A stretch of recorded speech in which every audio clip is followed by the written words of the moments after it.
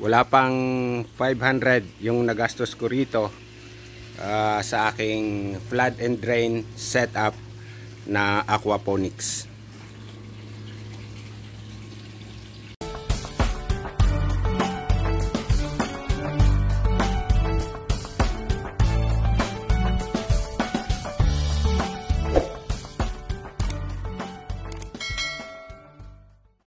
Isang pinagpalang umaga mga kagaya. So ang gagawin natin ngayon, ito kung napanood nyo yung previous upload ko na video sa aming YouTube channel, itong flood and drain natin na system. So i-modify natin siya. So bakit kailangan natin i-modify?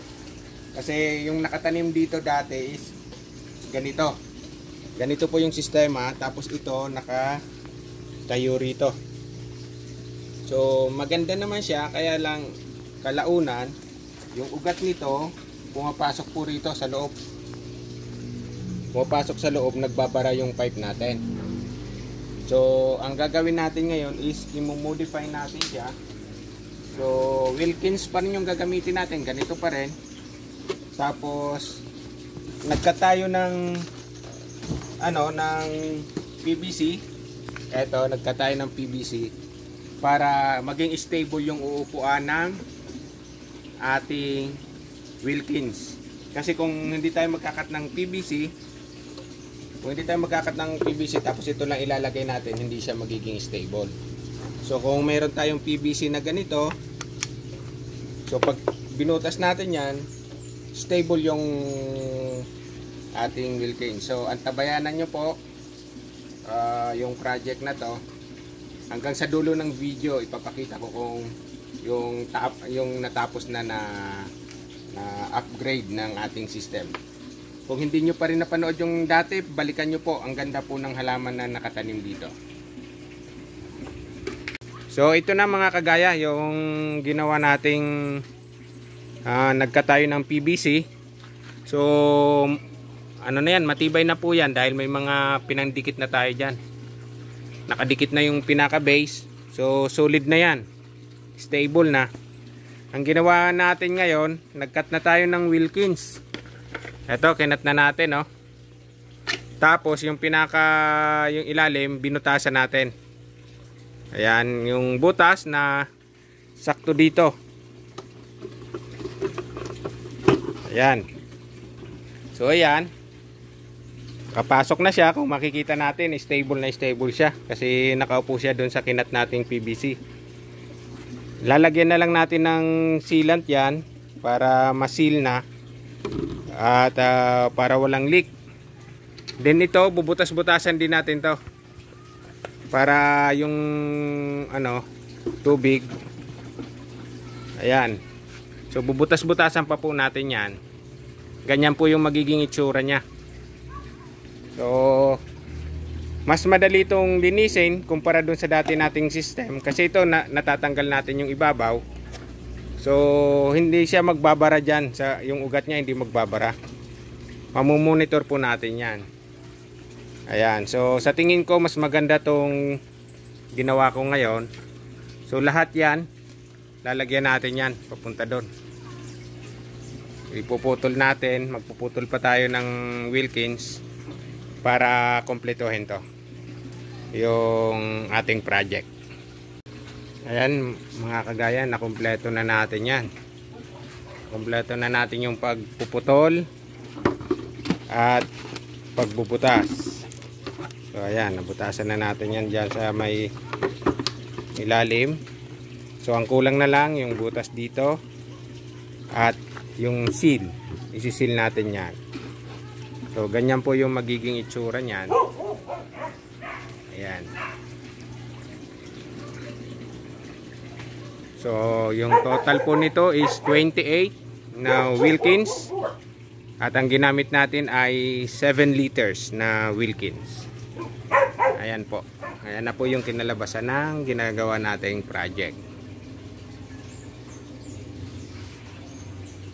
So yung operation nito, i-explain ko sa inyo later pag na-secure na natin to.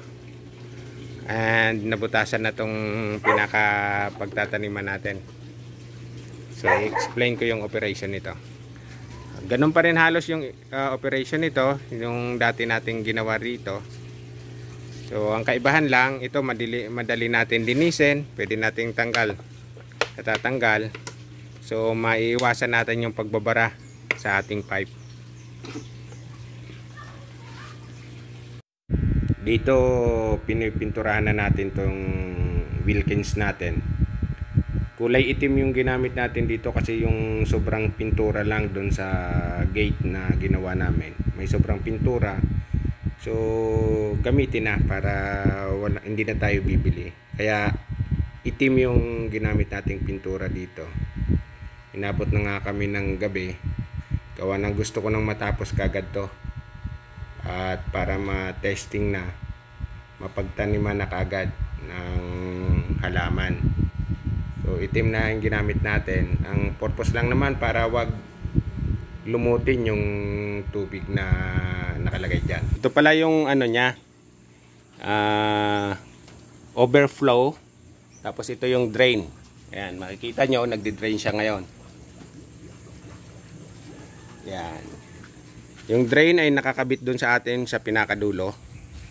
Tapos ito naman yung overflow. So, kaya tayo naglagay ng overflow just in case magbara yung system natin. So, hindi dito aapaw ang tubig. So, pag nagbara yung drain natin, hindi aapaw yung system natin. So, babalik lang yung tubig sa ating pond. Yun po yung purpose ng overflow. Ito mga kagaya na natapos na natin yung upgrade natin dito sa ating system. So nalagyan na natin siya ng pintura, saka nataniman na natin. So mapapansin nyo yung iba is wala pa yung tanim kasi nagpapatubo pa ako. Yung bakante na yan is pipino yung itatanim natin, kamatis, ayun yung mga ban. Pero ito yung nakatanim na dito ay yung siling panigang, talong, sitaw at ampalaya.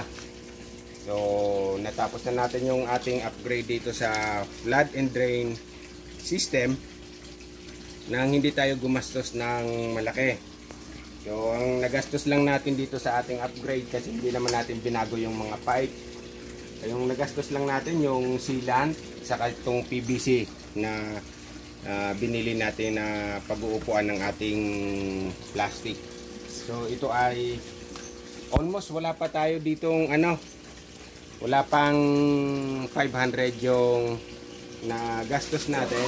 Wala pang 500 pesos yung nagastos natin sa upgrade ng system. So yung operation niya is same pa rin. So ito yung pinaka drain natin. Yan yung level ng drain natin na babalik na connection at babalik doon sa ating pond. Meron din tayo dong overflow na just in case magbara yung system natin, hindi aapaw yung tubig dito kasi nga may overflow tayo na tatapon dun sa ating span. So ito na yung tanim natin. Maingay lang yung ating tuta. So ito na yung ating tanim. Ito na yung ating halaman dito sa ating system. So tingnan nyo po yung kaibahan nito. Yung kaibahan kasi dati yung tanim natin, ito mismo yung nakatusok doon sa tubo sa ilalim. Ngayon gumamit na tayo ng ganito. So ayan, ngayon naka-drain siya kaya mababa ang tubig. Ito na yung ginawa natin. So mabilis na natin kung kailangan natin magpalit. Tatanggalin lang natin to. Tatanggalin natin halaman kung gusto natin magpalit ng kukupit sa loob. Mabilis na lang siyang papalitan. At tingin ko magiging successful din yung tubo nitong ating mga halaman. So kakalipat lang natin itong halaman na to. Siguro papatagalin natin siya ng mga 5 hanggang 7 araw bago natin putulin yung talbos niya. Kaya naman kailangan natin putulin yan para magkaroon ng maraming sanga. Yung talong saka ito. So ayan, natapos na rin yung ating project na to. Antabayanan nyo po yung mangyayari dito sa ating mga tanim. And sa tingin ko naman po magiging successful kasi yung dati nating tanim ditong fruiting, maganda po yung naging resulta. So ito po ay aquaponics. Ang supply po nito ay nakakabit sa ating fish pond. So yun lamang po. At ito may bago na naman tayong project. Itong pond sa ating crayfish, solar pond. Ayan, yung dalawa. So hiwalay na i-upload ko po yung video niyan, yung hiwalay, kung magkano yung nagastos diyan sa pagpapagawa ko ng ganitong pond. So ito natapos na. At hindi tayo gumastos ng malaki. Yun lamang mga kagaya. At kung nais nyong gayahin to o gusto nyong makita kung paano yung operation, willing po kaming pasyalan nyo para makita itong sistema na to. Maraming salamat mga kagaya sa inyong panonood sa video na to, sa mga tumapos manood ng video na to. Kung hindi ka pa subscriber sa aking YouTube channel, inaanyayahan kitang mag-subscribe at hit the notification bell para lagi kayong updated sa mga ina-upload kong video. Sobrang init ngayon mga kagaya. Stay hydrated and ingat po tayong lagi. Yun lamang, maraming salamat. Hanggang sa susunod na video, antabayanan nyo po. Lalo na dito sa ating project para sa ating freshwater lobster, sa ating Azolla pond na ginawa. Yun lamang, ingat po tayong lahat.